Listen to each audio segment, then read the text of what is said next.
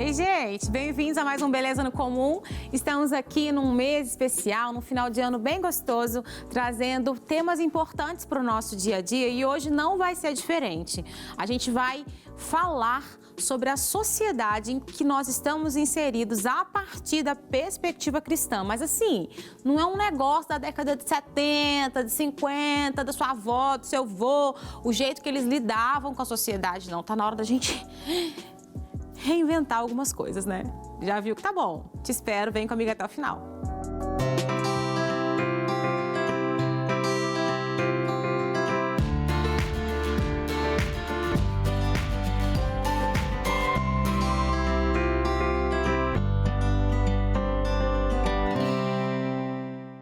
Bom, estamos aqui de volta e eu trouxe um texto para a gente poder refletir.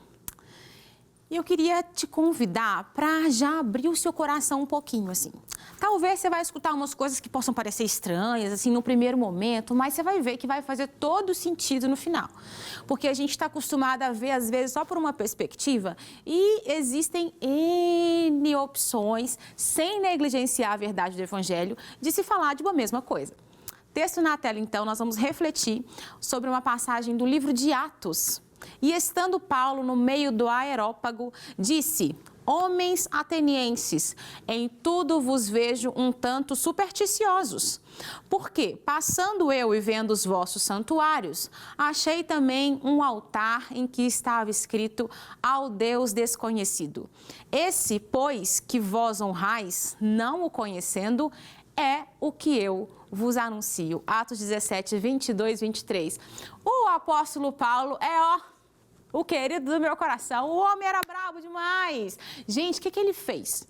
Ele pegou, falando aqui de forma bem prática, ele pegou algo que era da cultura daquele povo e deu significado.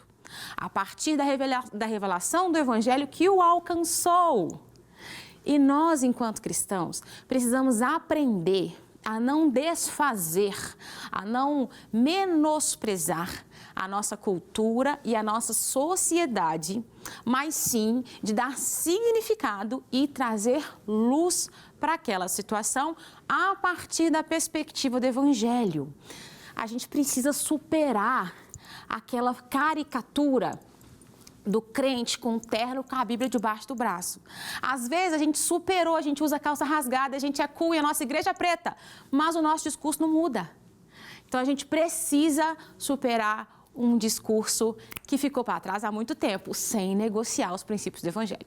Então eu já quero chamar a nossa roda de conversa, porque hoje tá quente. Vamos embora!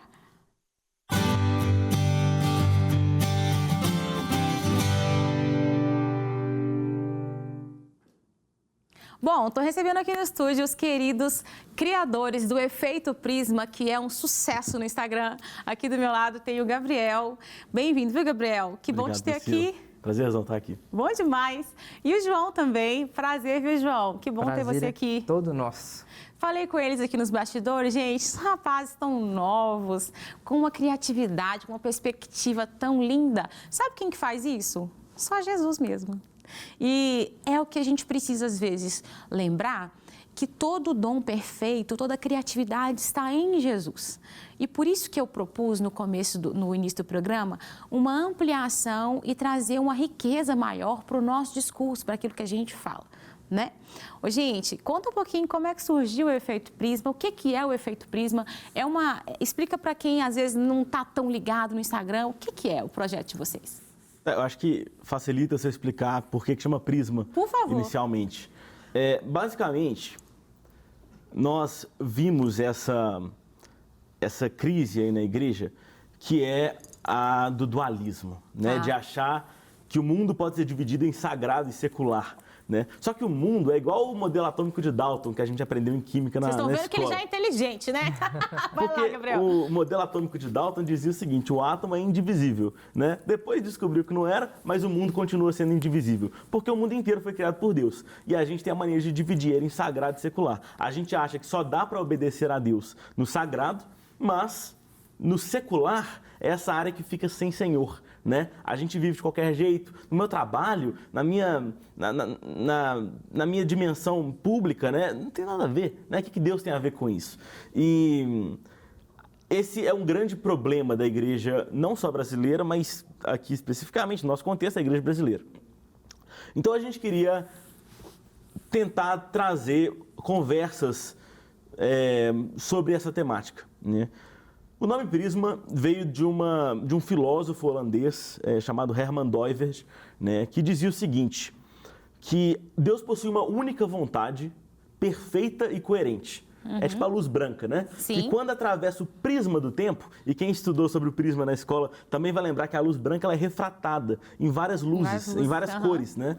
E essas cores, nós acreditamos que são os aspectos da realidade, né? Isso não deve ser confundido com esferas de influência da sociedade, não tem muito a ver com isso, não.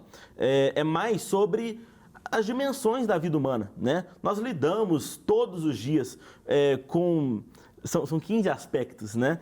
Nós lidamos, por exemplo, com o aspecto numérico. Eu estou vendo aqui, né, duas pessoas, o aspecto espacial, a gente está a tantos metros de distância, Sim. Aspecto cinemático, estou movendo minhas mãos, aspecto físico, estou preso pela gravidade, aspecto biótico, eu estou vivo, né? Aspecto psíquico, eu estou sentindo alguma coisa nesse momento, aspecto analítico, eu estou pensando, aspecto social, estamos nos relacionando socialmente, aspecto linguístico, estamos nos comunicando, aspecto histórico, estamos considerando os pressupostos que cada um carrega, né? Aspecto estético, a gente...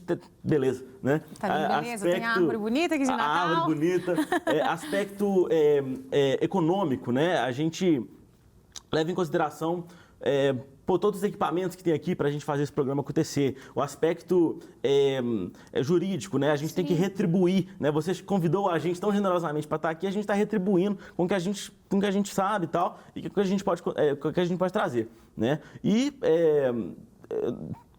o aspecto ético, né? Eu estou respeitando você e o João aqui nesse momento, não estou desrespeitando ninguém. E, por fim, o aspecto que tem um nomezinho feio, mas é o pístico, né? Que diz respeito à fé, né? Todos nós estamos fazendo tudo diante de Deus, né? Ou seja, esses são os 15 aspectos do Herman Doivers, né? De acordo com ele. E toda a realidade, nós experimentamos a realidade plena o tempo todo. E o que ele diz? Deus tem uma vontade para cada um desses aspectos. Maravilhoso. Né? E o grande problema é que a gente acha que Deus só tem uma vontade para o nosso devocional. Mas não, Deus tem uma vontade para tudo, né? Uma maçã caindo na árvore, da árvore a gente chama de gravidade, né? Mas antes de ser gravidade, é a maçã obedecendo à lei de Deus, que a gente deu o nome de gravidade. Então, assim, o nosso objetivo é fazer as pessoas perceberem que Deus possui uma vontade para cada área da vida delas, né? E por isso que chama efeito prisma, porque a gente acredita que quem passar ali pelo nosso projeto vai sofrer um efeito ali. Um efeito maravilhoso. Muito conceitual. Eu adorei. Foi uma aula em 2 minutos. Ô, João, pode fazer as suas contribuições também sobre a perspectiva do Prisma aí. E acaba que isso atinge muito a prática da nossa realidade. Né? Ótimo, Porque o que acontece? Se a gente tem essa percepção de que Deus só tem uma vontade para o devocional, para o domingo em que a gente está na igreja, a segunda-feira até a sexta-feira e o sábado ali também. Às vezes o sábado também está na igreja, né? No culto de jovens. Às vezes e tal. pega a rebarba dos jovens, Exatamente, né? Mas tem igreja que tem culto todo dia. Todo dia, né? Mas acaba para superar, né? O dualismo, coloca culto todo dia. Todo dia. Então acaba que a segunda a sexta não faz sentido para a gente. Né? É como se a nossa fé não valesse para isso. Então, como é que fica o nosso trabalho, o nosso lazer? Será que Deus realmente não está nem aí para isso?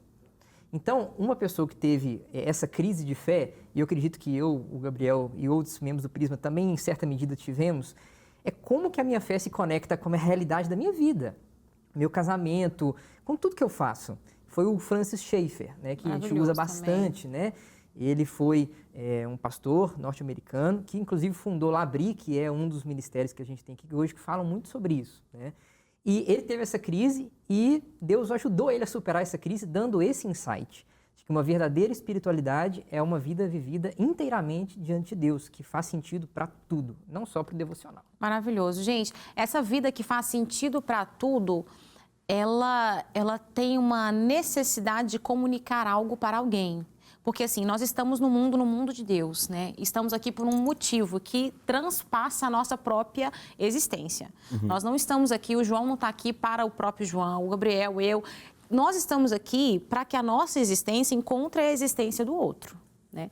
Então, sobre todas essas perspectivas, todas essas possibilidades de vivências e de ver Deus em todos esses aspectos da vida, a gente precisa aprender, na minha perspectiva, a gente precisa aprender, enquanto cristãos, a comunicar isso, sabe? A passar isso para as pessoas.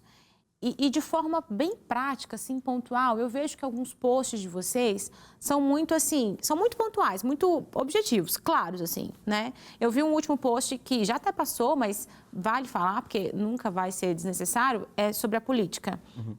Vocês colocaram, tipo assim, é o fim, tipo, como se fosse uma coisa meio apocalíptica, né? O mundo vai acabar agora, né? Tipo assim, essa impressão que estava dando desse tempo político que ia acontecer um apocalipse. Ou era um ou era outro, e o apocalipse estava decretado sendo um ou seja outro, né? Então, assim, como que a visão do cristão tem que ser diferente sobre isso? Como que a gente precisa entender, interpretar as realidades que a gente vive de uma forma distante do que a própria sociedade sem Deus interpreta. Essa da política é um exemplo. Eu acho que até esse engajamento político muito exacerbado da igreja hoje, muita gente fala que isso é uma quebra do dualismo, né? É deixar o dualismo para trás. Sim. Mas eu não acho que sabe? Eu acho que ainda é uma preocupação um tanto quanto... É só você ver quais pautas são levadas em consideração. Sim, é muito aquela coisa ou um candidato tem que ser o do demônio e o outro é o de Deus. E você vê que não é discutido, por exemplo, questão de urbanismo, né? Questão de saúde, mesmo, economia. que é um negócio tão de todo mundo. Cadê? Ninguém discutiu. Crucial, né? Crucial. E isso deveria ser levado para o debate, né? E você vê que os próprios candidatos nem falaram sobre disso isso. direito, né? Eles falaram sobre as pautas ideológicas morais, e tal, inclusive. morais. E fica sempre nesse cenário, né? E eu acho que nós precisamos de uma visão renovada pelo Evangelho, sabe? De olhar para o mundo e entender o que está acontecendo, né? Entender que, de fato, o cristianismo é robusto, né? O cristianismo é robusto e ele tem algo a dizer sobre tudo, né? Sobre Sim. tudo. E eu acho que às vezes a gente fica colocando nossa esperança em outras coisas, né? Eu acho que isso tem acontecido. Então, nós precisamos de uma perspectiva mais integral, né? De olhar para a política mesmo, de olhar para a nossa esperança. Eu acho que muitos cristãos, eles tiveram uma esperança desequilibrada nesse período eleitoral, né? Aí, porque foi muito tenso, né? Muitas tretas e tal, enfim. E a nossa esperança é a ressurreição, né? É legal que Jesus, ele morre unigênito e ressuscita primogênito. Né? Então, assim, ele é o primeiro de muitos que vão ressuscitar, né? O nosso horizonte de esperança é a ressurreição. Eu acho muita gente falando assim, nossa, mas eu não vou mais poder confessar o nome de Jesus publicamente, né? Sim, é o apocalipse mesmo, mas né? Mas a gente esquece também que a gente vai poder confessar eternamente, né? E a gente esquece da ressurreição também. Sim. A gente coloca todos os nossos medos, né, na mesa e a gente esquece muito dessa visão integral que o Evangelho propõe, né? A visão da ressurreição. Né? Enfim, são muitas nuances, né? E eu vejo também que essa comunicação um pouco mais, vamos colocar, empática e assertiva que a gente tem que ter com a sociedade, parte de um certo amadurecimento nosso, de fazer boas leituras da sociedade a partir desse evangelho que é mais integral, que a gente entende tudo a partir das lentes do cristianismo, né? E nisso, a gente tem que amadurecer um pouquinho a nossa visão sobre a cultura, sobre o que está acontecendo, qual que é o espírito do nosso tempo, né? Porque, igual a gente estava comentando mais cedo, a gente não comunica com as pessoas hoje da mesma forma que a gente comunicava 50 anos atrás. Sim. Às vezes, um certo tipo de diálogo funcionava lá, que hoje não funciona mais. Sim. Né? E a gente tem que entender isso. Muitas vezes a gente tenta impor certas pautas para as pessoas, né, que simplesmente não fazem sentido para elas. Sim. Então, por exemplo, eu vou tentar impor uma pauta que seja política, que seja econômica, que seja de costumes, né, de roupas, qualquer coisa. Eu tento impor isso para ela, sendo que a pessoa nem conhece o Evangelho ainda, não sabe quem Cristo é. Né? João, acho que nós estamos respondendo pergunta que ninguém fez, às vezes. Exatamente. Essa é a grande questão. Sabe? O Evangelho, ele é uma resposta, mas para uma resposta existir, ela precisa de uma pergunta. Né? Não diria o Evangelho, mas o evangelismo. Né? Sim. O nosso pregar o Evangelho deve ser em forma de resposta. E eu sinto que a gente não está respondendo pergunta nenhuma, porque a gente não está escutando os anseios da cultura. Eu acho que esse é um ponto. Eu acho que a gente não escuta os anseios das pessoas, assim. A gente fala com elas, mas aqui aborto é pecado. Tudo bem, é óbvio, pra gente aborto é pecado, mas a gente precisa entender uma coisa. A gente vive numa sociedade caída. E se eu pautar algo que eu quero defender somente nisso, de que, tipo assim, aborto... Eu tô dando um exemplo do aborto, gente. Aborto é pecado. Sou contra o aborto, ok? Mas eu tô dando um exemplo. Você vai querer convencer o fulaninho e ciclano que não tem a perspectiva cristã que você tem, que aborto é pecado? Você perdeu o discurso, porque você está respondendo uma pergunta que ele não te fez. Entendeu? Então, assim, a gente precisa reinterpretar algumas coisas, não abrir mão dos nossos valores, mas entender o ponto que a gente deve questionar. Exatamente. Questiona uma questão econômica, questiona uma questão que é do discurso público e não do discurso moral, porque a moralidade ela é tão fluida para uma sociedade tão... E o que é certo, e eu vou falar do certo e errado, para a gente não vai deixar de ser. Mas não adianta eu querer enfiar o certo goela abaixo pro fulano de tal ali, né? O Timothy Keller, ele fala muito disso, né? O pastor lá de Nova York. Ele acredita que o evangelho deve ser uma ponte que sai de um lugar e chega em outro. Só que muitas vezes o nosso evangelho, ele está saindo de um lugar, mas não está chegando em lugar nenhum.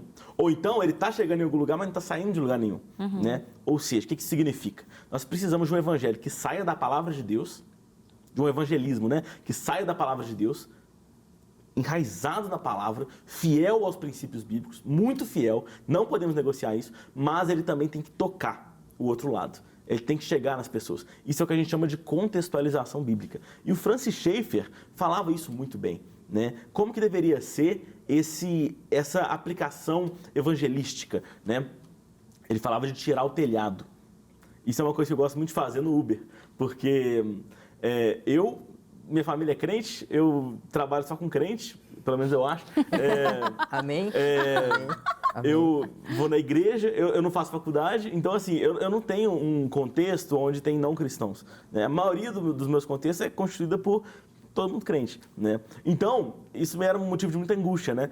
E quando eu comecei a perceber que eu tinha a oportunidade de falar, pelo menos lançar uma sementinha ali com os motoristas de Uber que eu pegava, eu percebi uma oportunidade muito boa, né? Então, como é que funciona esse tirar do telhado, né? Basicamente, a pessoa ela tem uma perspectiva sobre a vida. Só que essa perspectiva, por ela não ser enraizada na palavra que nós acreditamos ser a verdade fundamental sobre o universo, ela vai falhar em algum momento. Ela vai ter algum ponto de tensão ali que está sendo um salto de fé. Insustentável para ela. É insustentável para ela. Por exemplo, direitos humanos. Qual que é a raiz dos direitos humanos? Né? Que a sociedade toda defende com tanto afinco. Sim. Né? Qual que é a raiz? Eu tô vendo aqui, vocês aqui, tipo, todo mundo é diferente. Né? O que faz a gente ser igual? Né? Ah, ser humano, mas será que isso é suficiente? Né? Ou então, a doutrina de que nós somos feitos todos à imagem de Deus. Né? Quando a gente perde a doutrina da imagem de Deus, quando a gente tira Deus da equação, essa pegada aí de direitos humanos, ela começa a ficar um pouco sustentável, né? Então, a gente começa a encontrar os pontos de tensão que a pessoa tem e a gente aplica o evangelho àquela situação. A gente mostra para ela como que o evangelho responde àquilo que ela sente uma falta, né? O evangelho responde àquela falta. Sim. Né? Tem uma história muito interessante que fala do cacique, né? Os missionários foram evangelizar o cacique e ficaram falando para ele o tempo todo, né? E o cacique, respeitoso, ouviu a conversa toda e terminou e falou assim, sentenciou, né?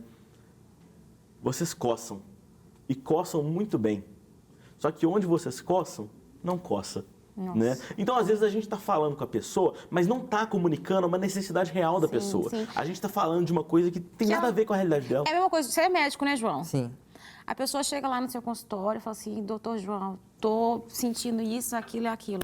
Aí você vai lá e dá um remédio de outra finalidade para ela. Né? Exatamente. É tipo isso que a gente está fazendo. Então, o que acontece? A gente está basicamente cuspindo palavras para as pessoas.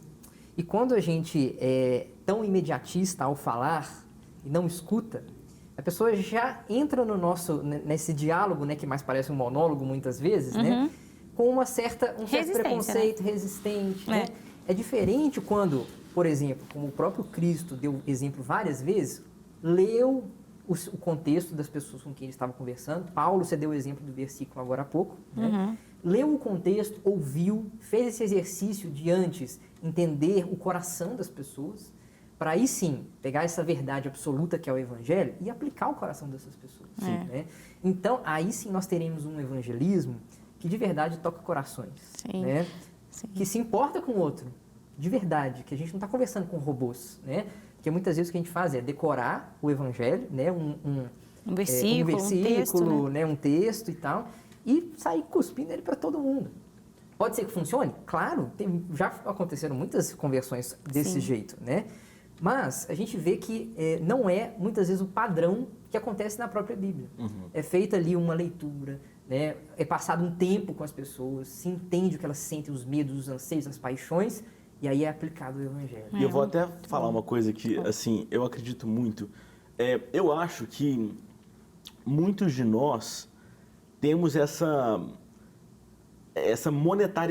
como é que fala isso? Monetarização do evangelismo. Sim, a gente quer contabilizar quantas almas nós salvamos. Meu irmão, você não salvou alma nenhuma. Foi Jesus que salvou, foi o Espírito Santo que salvou, entendeu? Então, assim, eu acho que muitas vezes eu acho que a coisa que mais destruiu o evangelicalismo no Brasil e na sociedade americana como um todo, né, pegando ali nos Estados Unidos também, é essa ideia do progresso. Né? Essa ideia de, tipo assim, que a vida cristã é você estar o tempo todo... E de glória em glória, de vitória em vitória, aleluia! O tempo todo subindo um novo degrau, né? E não é bem assim, né? Eu acho que a vida cristã, ela não sei se ela é uma linha reta, né? Ela também não é um círculo de jeito nenhum, né? Sim. Eu acho que ela é uma espiral, que você vai sempre aprofundando. E, tipo assim, a gente tem que olhar para as pessoas e sentir compaixão pelas pessoas, né? Eu acho que isso falta demais, porque a gente quer evangelizar sem conhecer o contexto com que a gente está falando, né? A gente não quer aprender novas línguas, né?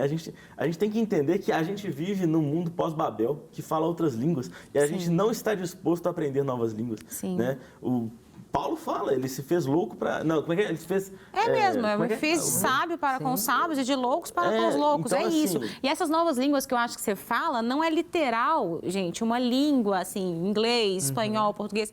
É o que o João também tocou, no sentido de, tipo assim, a sociedade mudou. E, às vezes, a gente está comunicando da mesma forma, decorando o versículo e cuspindo para todos os cantos, assim, entendeu? Isso funcionou na década de 60, funcionou, mas a gente está em 2022, as pessoas mudaram, a vida mudou. E o que nós, como igreja, estamos fazendo? A gente mudou? Não adianta mudar a parede da igreja e ficar preta. Eu acho lindo, maravilhoso, minha igreja é linda, preta, amo. Mas isso não resolve, né? Isso, assim, o discurso manter o mesmo... Eu acho que esse é um grande conflito aí que a gente experimenta, que é o seguinte: a gente acha que para a gente comunicar com as pessoas, basta a gente se vestir igual a elas, né? E quando Paulo fala que ele se fez como eles, ele não estava falando que ele começou a comer mudou a mesma cor coisa. Da túnica dele. Sim. Não é isso que ele estava falando, né? A questão é você realmente entender o que está por trás daquelas esperanças daquelas pessoas. Esse é o... né? Porque, assim... Agora, eu queria entrar num negócio que eu acho que é interessante. Toda visão de mundo, né? Eu falo visão de mundo porque geralmente a gente pensa em religiões, né, ou ideologias. Eu acho que quando a gente fala de visão de mundo, isso engloba muita coisa, muito mais, né? Então, assim, quando eu falo de visão de mundo, eu posso estar falando do islamismo e eu posso estar falando do progressismo, tá bom? Sim. Toda visão de mundo é expressa em uma narrativa, uma história. Toda visão de mundo conta uma história sobre o mundo, né? Sim. E ela responde 4 perguntas cruciais, fundamentais, que são: de onde nós viemos, o que deu errado com o mundo, qual é a solução e para onde nós vamos, né? E é engraçado que existe muita verdade nas visões de mundo. Sim. Por exemplo, o hedonismo, que vai falar que nós devemos buscar pelo prazer a todo custo, né? O hedonismo fala que a gente veio de um lugar que emanava prazer. O que deu errado? Nós perdemos o prazer. Qual é a solução? Buscar o prazer a todo custo. E para onde nós estamos indo? Um lugar de puro prazer. Vou pegar um outro exemplo. O cientificismo, né? Que coloca a ciência como a coisa mais fundamental, né? Que é uma cosmovisão muito comum para a comunidade ateísta, né? De onde nós viemos? De um lugar que tinha um conhecimento pleno. O que deu errado? Nós nos tornamos ignorantes. Qual é a solução? Buscar o conhecimento a todo custo. Para onde nós estamos indo? Para um lugar de pleno conhecimento novamente.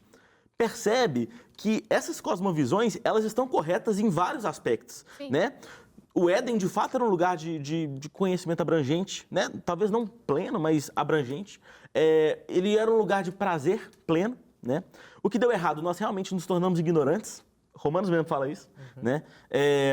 Nós perdemos o prazer, deu errado. E para onde nós estamos indo? Para um lugar, de fato, que tem prazer, né? De um lugar que de fato emana prazer, que é a Nova Jerusalém, de um lugar de fato que há um conhecimento pleno, um conhecimento da face de Deus, né? Então é um conhecimento pleno, só que elas falham num ponto: a solução.